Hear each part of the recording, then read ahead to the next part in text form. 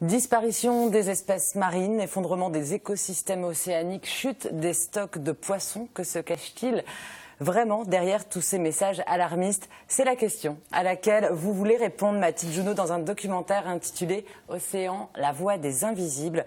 C'est un film qui s'annonce passionnant, mais il vous manque de l'argent pour le boucler. Vous faites donc appel à un site de financement participatif pour mener à bien ce projet. Mathilde, pourquoi vous êtes-vous intéressée à la pêche ? Ça, c'est une drôle d'idée, c'est vrai. Pourquoi je me suis intéressée à la pêche? Parce que j'avais travaillé déjà sur le sujet à travers un livre qui était justement les aventures de Fernand Le Borgne, qui était l'armateur de la Coma Pêche, donc les bateaux qui sont aujourd'hui à Saint-Malo, enfin dont parle Erwan. Je m'étais rendu compte en travaillant avec ce monsieur, parce que moi je suis plutôt du monde maritime et marine marchande, que en fait tout ce qu'il me disait était vrai et j'arrivais pas à le croire. Or les médias en fait n'avaient jamais transmis ça comme moi je l'écoutais, comme moi j'entendais. C'était l'histoire. Il y avait un décalage entre la réalité. C'était l'histoire de la disparition de la morue justement à Terre-Neuve et donc effectivement il y avait eu un moment de surpêche, mais au moment où il y avait une question de surpêche, au lieu d'arrêter la pêche en fait. Il y avait des intérêts économiques qui étaient bien supérieurs et on avait continué à pêcher pour après implanter des plateformes pétrolières, etc. Donc avec ce regard-là, tout d'un coup, je me suis dit effectivement, est-ce que les pêcheurs qui sont qu'on n'écoute pas, qu'on entend rarement, sauf en criant quand ils ne sont pas contents, mais est-ce que eux qui sont sur la mer, ils voient les choses qu'on ne voit pas et est-ce qu'ils n'ont pas beaucoup plus raison que nous? Alors, juste avant de continuer, on va regarder un petit extrait du teaser que vous avez fait. Comme ça regardez. Les petits pêcheurs n'avaient plus de travail. Les grandes entreprises pouvaient continuer à polluer. Quant aux poissons, ils ne servaient plus à nourrir les hommes, mais les marchés financiers. Comment pourrions-nous, un jour, changer le cours des choses? Il me semblait que c'était impossible. Je me trompais. Ils sont des milliers dans le monde à se battre contre la mainmise de la finance sur les océans. Mathilde, qu'est-ce que vous révélez dans ce film? Qu'est-ce que vous avez envie de révéler dans ce film? En fait, je me suis rendu compte, je suis un peu comme tout le monde au départ, je pense qu'effectivement la mer est vide de poissons, c'est ce qu'on nous rabâche tout le temps. En fait, quand on étudie vraiment les rapports scientifiques et quand on les explique clairement, la mer va plutôt bien, les espèces vont plutôt bien, sauf à certains endroits. Donc pourquoi cette information catastrophique?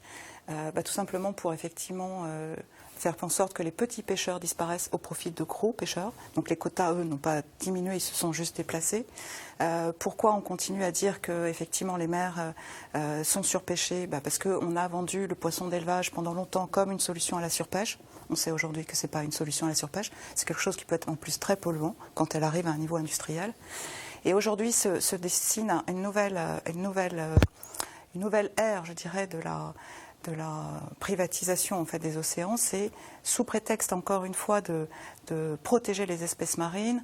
Différentes ONG sont en train de mettre en place des réserves dans le monde, des réserves qui sont gérées par elles-mêmes. Or, il est impossible pour moi d'imaginer que, c'est comme une grosse escroquerie en fait. On accuse des pêcheurs d'avoir trop pêché, alors qu'en fait les espèces se portent bien, mais qu'à la place, on va leur vendre autre chose. Est-ce que c'est parce que ce sujet-là dérange certains que le film est difficile à financer? Alors, certainement, ce qui est certain, c'est que ça va contre les idées reçues, parce que pour beaucoup, effectivement, le pêcheur est celui qui est c'est un voyou, quoi. Pour beaucoup. Voilà.